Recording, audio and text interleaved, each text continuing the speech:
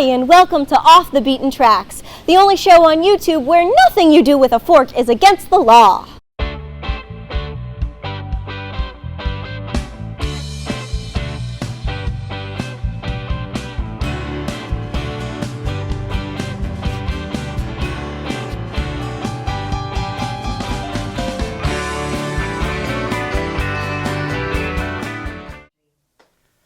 Hello and welcome to Off the Beaten Tracks. Today we've got a special treat. We're going to be doing this legendary psych album. This is Rain Ghost, and with us the leader of Rain Ghost, Bob Bryden, was with us. And hello, Bob. Hi, nice to be here, Daryl. The most interesting thing right off the top on this is that this wasn't your band. Right, technically, and yeah, in You a sense and Linda joined this band and then suddenly dominated it. yeah, I would have to say that's pretty accurate. Was there any pushback from these guys, or did they realize you were the person to lead them? Well, Linda Squires and I had been in a number of bands around the Oshawa area. The Things, the Outcasts, and the Cigarette After, that was another one. And then we formed a more progressive band called the Christopher Columbus Discovery of New Lands Band. And all these groups played around Oshawa a lot. And Linda and I were in the Christopher Columbus Discovery of New Lands Band, and that band was, I say we were more progressive, but we were focusing still on covers largely, but they were more progressive covers. We did one of our showstoppers was The End by The Doors. I used to close the show with that, and it was pretty neat. And Linda was doing Janis Joplin and Grace Slick, and she was doing a wonderful job with those tunes. But anyway, I started to write songs in the same year that Christopher Columbus broke up. And there was this band around Oshawa. I'm going to be really honest and blunt, and we didn't like them too much because they were strictly a cover band. And I don't recall all the details of how we ended up together, but I do know that either they approached us or we approached them. Now, were they a pop band, or were they? Yeah, they were a pop band. Oh, I know what it was. Their lead singer quit. I remember now. Their lead singer quit. We heard about that. We were looking for something. We met with them, and we decided to join up together, to join forces. I think the focus would be that we were now going to be an original band. I think that might have been a mandate that we said to them. You know, like, okay, we'll join up, but we're going to be all original. Because I don't remember Rain Ghost with us ever doing cover. Covers. Yeah, so I had started writing in 1967, and so Rain Ghost formed around that time, probably the end of 67. We joined up with them. Now, you started out as a drummer. Well, yeah, I mean, my first musical experience was as a drummer. That's a bit of an interesting story, too, in that I call myself the accidental everything because my dad, I'll give you this as quick as I can, but a friend of my dad's asked if he could store drums in our house. I had never had any musical inclination to play. I'd been a real fan of film music. I was actually into soundtracks.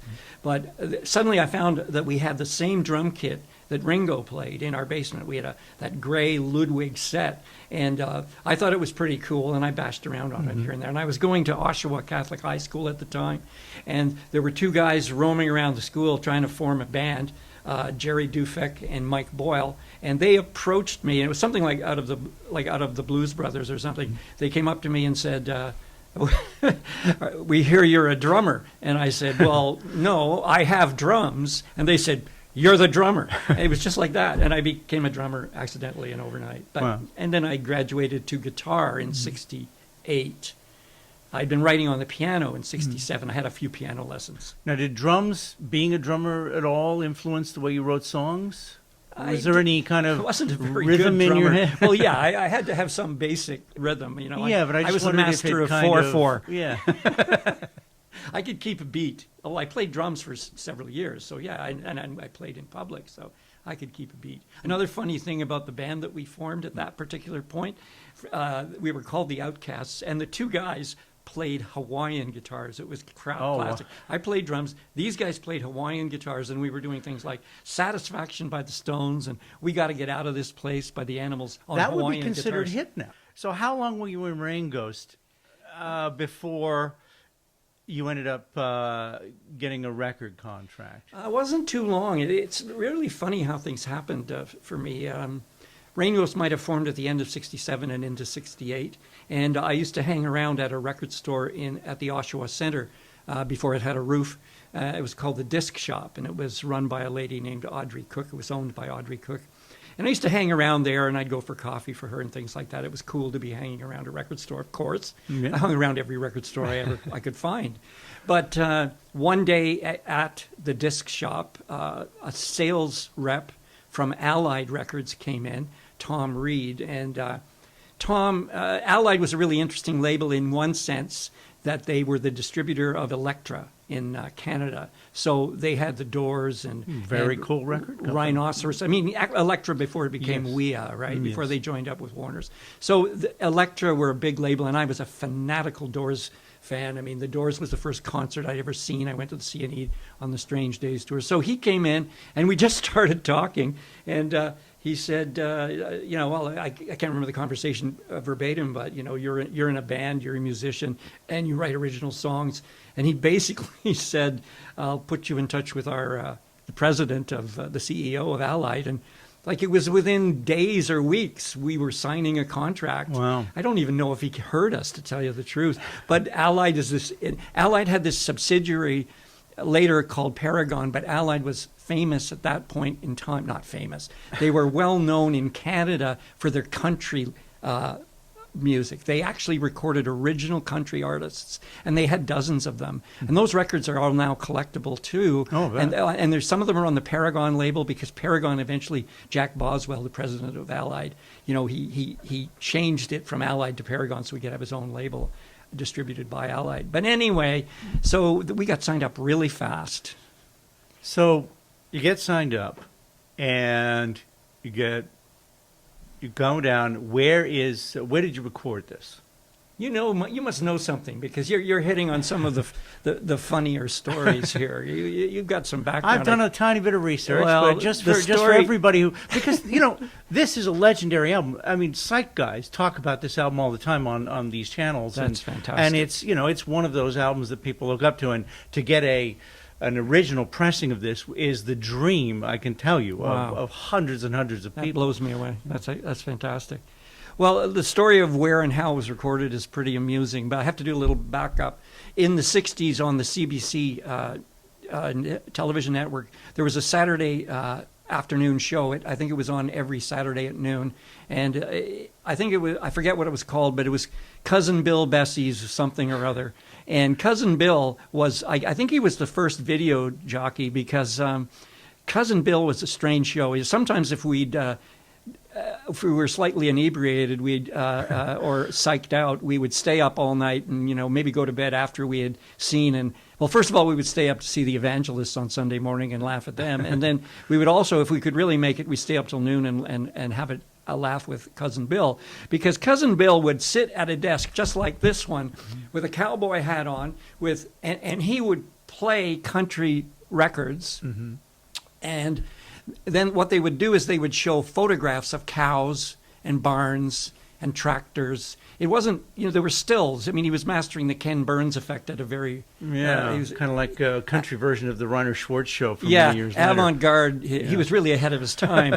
And he would play these kind of hokey country songs and show pictures of country artifacts. And so that was a well-known thing among people in Canada who knew the CBC. I mean, we only had two television networks for the longest time. Anyway, so we were on our way to Toronto to record, and we had been given an address in Toronto. I think Scarborough somewhere. Anyway, so we're driving with our cars and van full of our equipment. We're going to make my first album, our first record, and we pull into this driveway in Toronto. And the drummer and the drummer of Ringo's, his name was Bob Strite. We used to call him Stork. I don't know why he had that nickname. My nickname was Hulk in the band. And I was really scrawny. I'm like chubby compared to what I was like then. But anyway, we pull into the driveway. We look up the driveway, and we see somebody leaning out of a carport and sort of beckoning us to come on in. And I looked at Stork and I said, Stork, I think that's Cousin Bill. And he looks at him too, and he goes, oh my God, that's Cousin Bill. And we just about died, because we had no idea where we were going. First of all, we thought we were going to a real studio. We weren't. We were going to Cousin Bill Bessie's basement. And we get in and set up. And, it was a... Cousin Billy Bessie's basement. It's mentioned on the classic, album. Yes, one of the classic psych albums of all time. So he was really good. It was really cool. If you had this, everybody has a studio like this today. Everybody has a studio in their basement. I've done so many things in places like that. But this time it was, first of all, it was a freak out because you were expecting, Abbey Road. And secondly, it was weird because it was in a guy's basement. We'd never seen anything like this before. He had one room set up for the sound console and another room set up for the musicians to play in. So we recorded our first album in Cousin Bill Bessie's basement. Even though it wasn't Manta Sound or another audio palace, it must have been a buzz. I mean, he was only 17, right? 17 when you did this album. That's right. You've been together a short period of time. You met a guy in a record store. Yep. Now you're in the basement of a television personality doing your own album. That must have been surreal to you. Well, when I think back of it, it's surreal. At the time, you're 17, you're just going with the flow. You're wide-eyed and innocent. I'm like a deer in the headlights most of the time with this stuff, but we're just following our noses. But yeah, and we recorded the album. Over the years, I've come to appreciate it for the time and the place and the whole historical aspect of it, But it's amazing that it sounds so cohesive, considering you hadn't played a lot live, because generally that's where you gel as a band and become that kind of synchronized unit. Yeah, it's true. We were still fairly fresh. You're 17, and I think Linda's 17. Yep, she's a couple of months and then you're playing some of these songs that there's time changes in these things. The last song is 9 minutes long. Mm-hmm. You must have sat there, if you're doing one-take wonders here, that I've got to be over my head. There must have been a moment where you think, is this going to sound like crap? Am I doing what's going on here? This is too fast. Well, yeah, I think all of the above, really. But the thing is, again, it was such an interesting time. It was such a crazy time. Everybody's flying by the seat of their pants all over the world with their music, and the long songs are one take. There's no editing on those songs. That's amazing. And so yeah, it was pretty interesting that we pulled it off at all. How hard was it for Linda to be able to sing, because it's a totally different environment than when you're on stage, and you can't make any mistakes. And she's very young, and my guess is she's singing all day, which is a tough thing to do. Absolutely. For any even a. I think we did the album on 2 days. I think it probably took 2 days. Yeah, but Saturday and a Sunday. Yeah, but I think you did 2 weekends or something. Oh, wait a minute. Yeah. No, it was 2 weekends. That's right. So it was 2 weekends in a row or something like that. Well, I'm sure, I can remember her being, her being a little bit tired vocally, but I must say that the vocals on that album I'm very happy with. I don't have any problem with the vocals. An amazing voice for such a young girl. She's off the chart, and I am very pleased to say that I spoke to her on the phone this week for the first time in a long, long time, and she's had a bit of she's had some health problems, she's had some battles, but I'm trying to encourage her to... We might be doing a little bit of singing in the near future. Oh, that'd be wonderful. Yeah. So when you're writing these songs for this album, you must have had her voice in mind when you're composing these things. Oh, we were going out at the time. Yeah. So, absolutely. It was just writing for, I wasn't writing for myself as a singer per se. And again, I'm an accidental singer. I'm an accidental drummer. I did pick up the guitar in 1968. Just at the beginning of 1968. And by the way, when I played on that album, I'm the rhythm guitarist. I think I've been playing guitar for about 2 months. Wow. I know. And that's why my guitar's a little out of tune here and there, but I was brand new to the instrument, and I knew 2 chords, 3, 4, 5 chords. But I'll just tell you, this is a little nugget.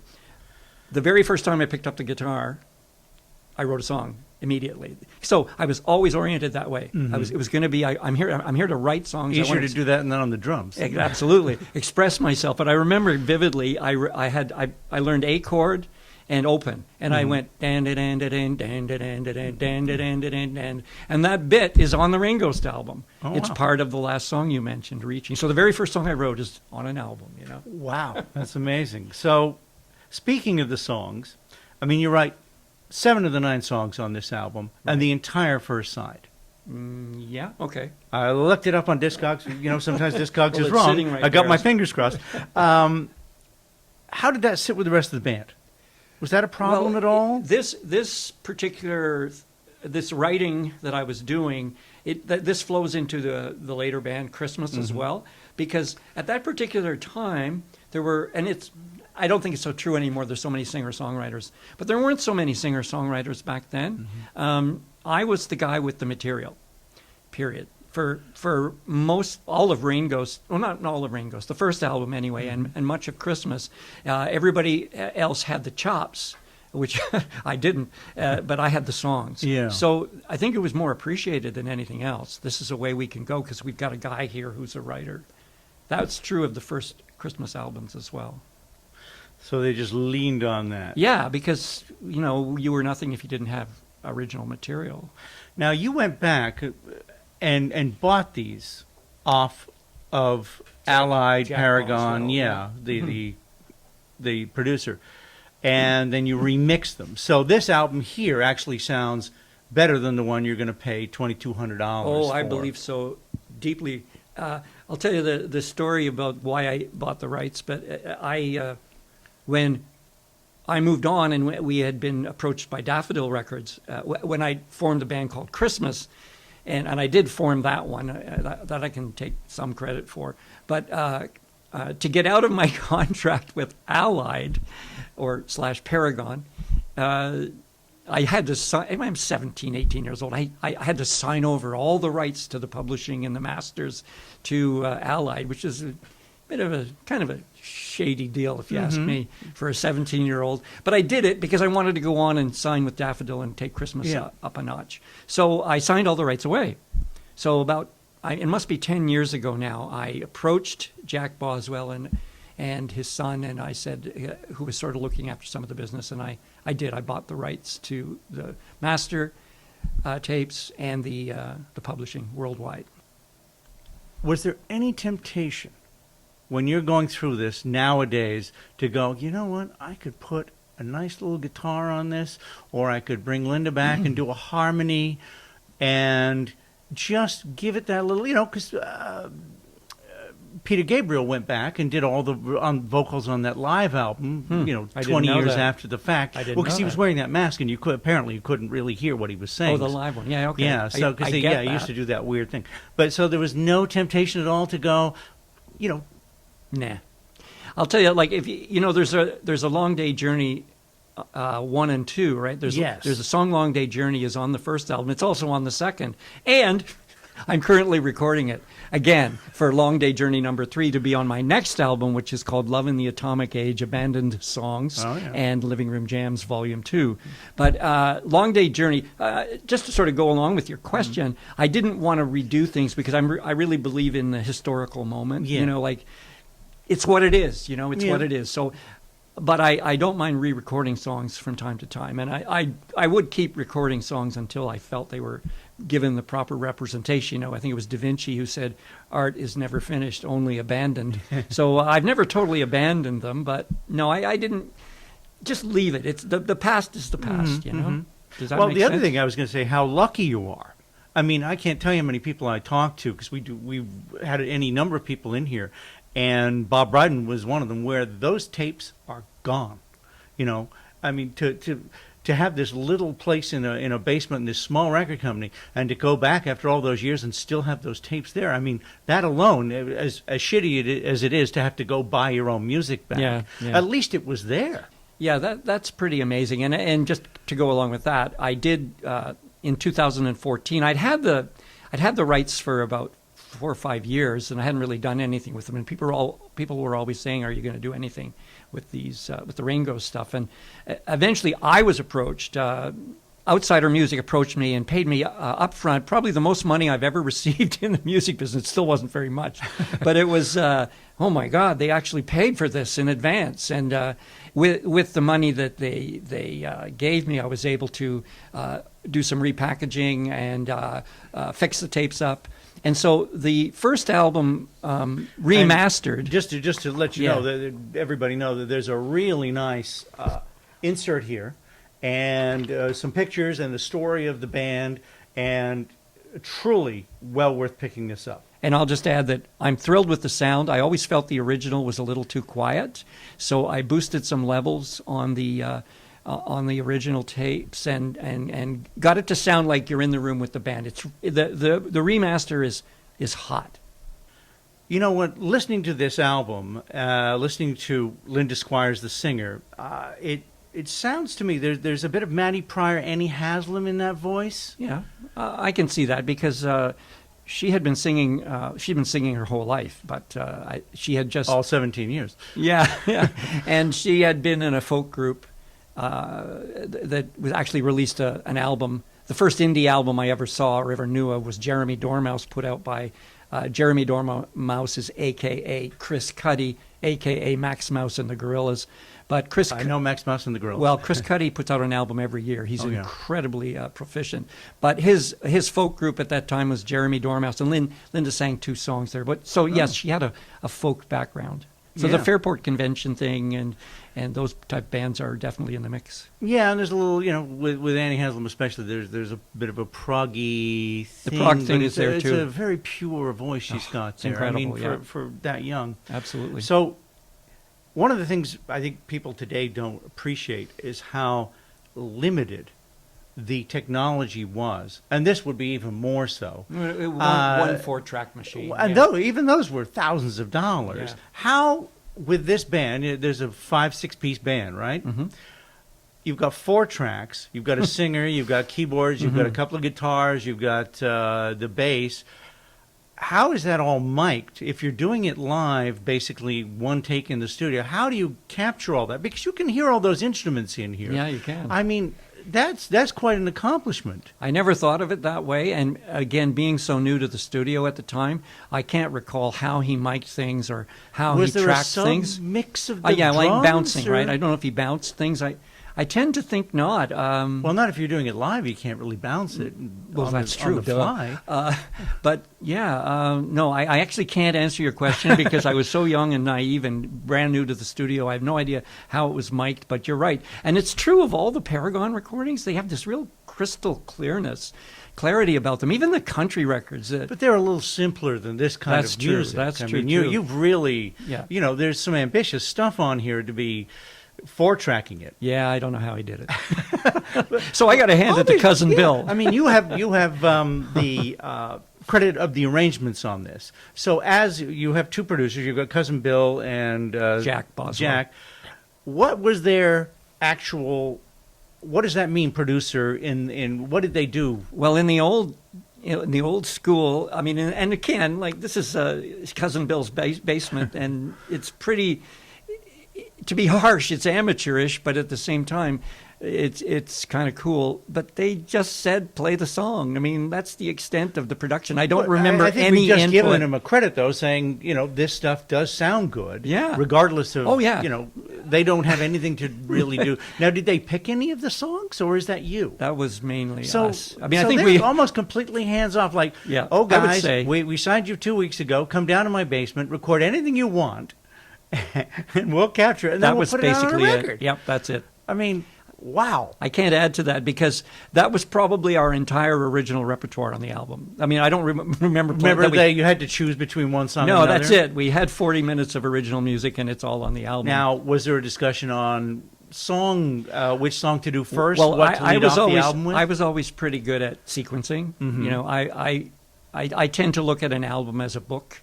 It's and even though the songs might not be directly interrelated, I look for a flow and a theme. Yeah. So I was always big on doing my own sequencing. And you didn't have anybody telling you not to, right? To a degree, yeah. What was it like, though? I mean, did these guys...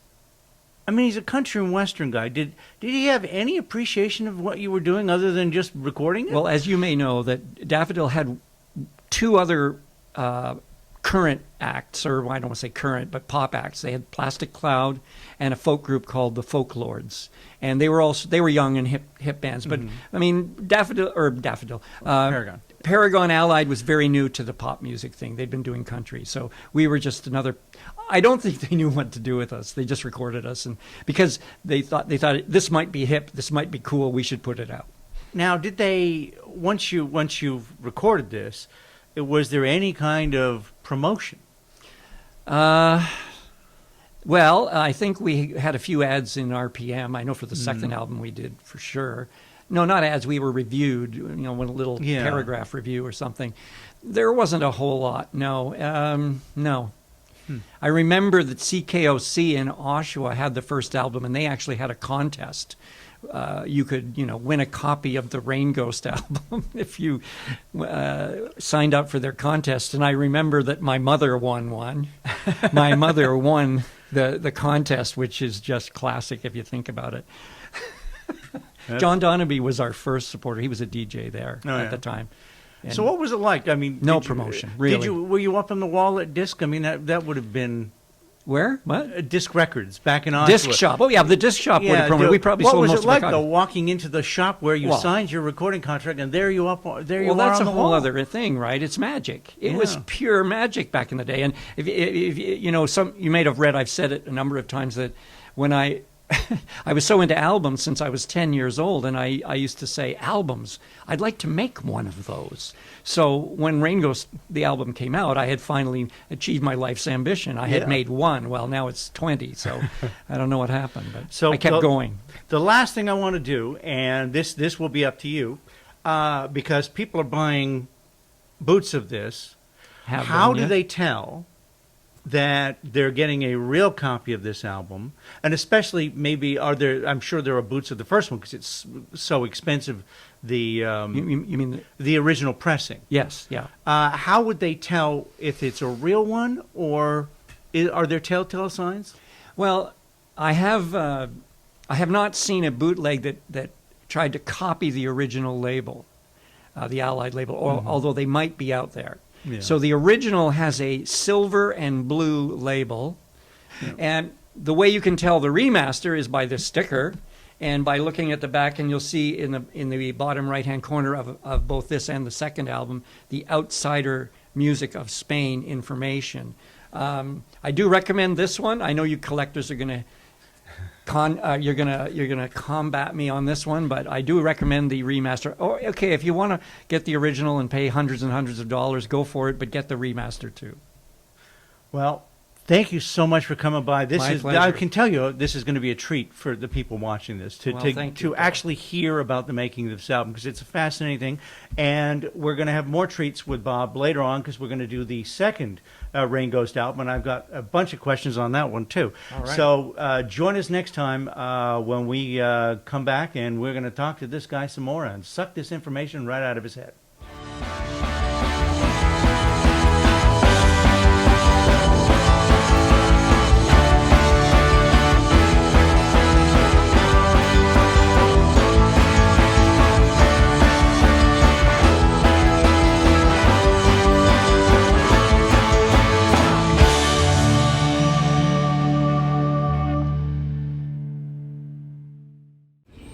No matter how lonely you think you are, you're never really alone if you've got a serial killer high on crank hiding in your basement.